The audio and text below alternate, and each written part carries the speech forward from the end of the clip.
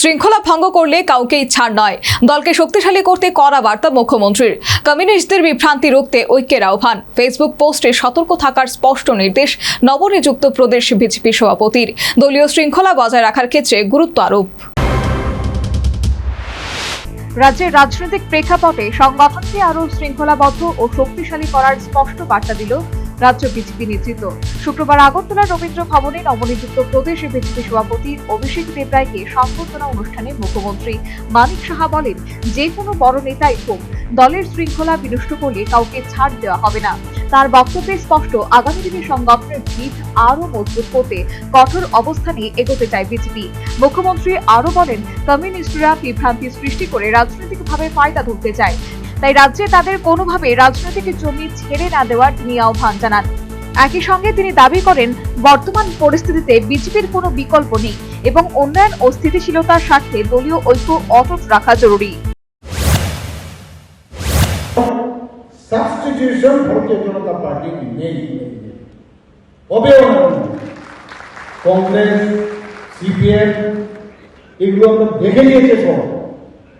এদের যে সব রাজনীতির স্টাইল, এখানে রাজীব বাবু অলরেডি বলেছেন যে কি অবস্থা আজকে কেরালার কথা উনি বলেছেন, এখানে যে ইডি ওখানে চলে গেছে। এখন আজকে আমি কালকেও দেখছিলাম প্রাক্তন মুখ্যমন্ত্রীকে মোটরসাইকেলের পাশে বসে আছে, অদ্ভুত একটা সিনারি। কি অবস্থা ছিল আজকে, ওনাদের কোন জায়গায় আজকে ছেড়ে ওনারা পৌঁছে গেছেন। আজকে মিনিমাম আজকে কমিউনিস্টদের চেহারা কিন্তু আজকে পরিষ্কার হয়ে গেছে। নবনিযুক্ত প্রদেশ সভাপতি অভিষেক দেবরায়ও সংগঠনের শৃঙ্খলার প্রশ্নে কড়া বার্তা দেন। তিনি দলীয় নেতা কর্মী সমর্থকদের উদ্দেশ্যে বলেন, দলীয় বিষয় নিয়ে ফেসবুকে পোস্ট করার ক্ষেত্রে সবাইকে সতর্ক থাকতে হবে।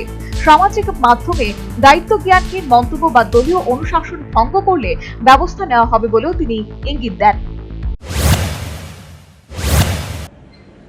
নৈতিকতার বাইরে কাজকর্ম আর ভারতীয় জনতা পার্টি আশা, আলো, বিশ্বাস, অগ্রগতি। তাহলে পার্টিকে যদি ভালোবাসি, পার্টিকে যদি মা হিসেবে পাবি, আমাদের পার্টির এগেইনস্টে কোনোদিনও কোনো কিছু বলা যাবে না এবং পার্টিকে আমরা আমাদের সমৃদ্ধ করতে হবে, শক্তিশালী করতে হবে।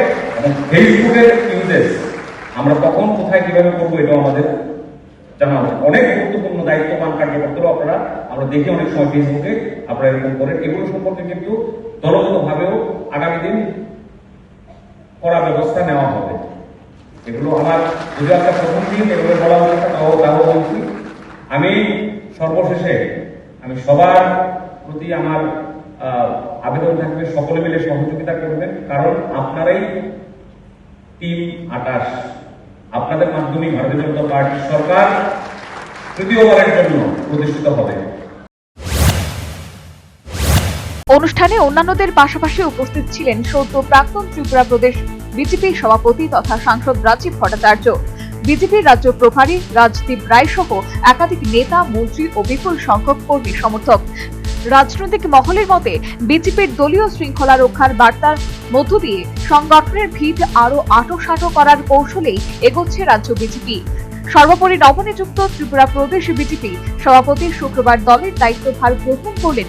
আগামী দিনে দল কোন পথে এগোয় সেটাই এখন লক্ষণীয় বিষয়। Bureau report, news vanguard.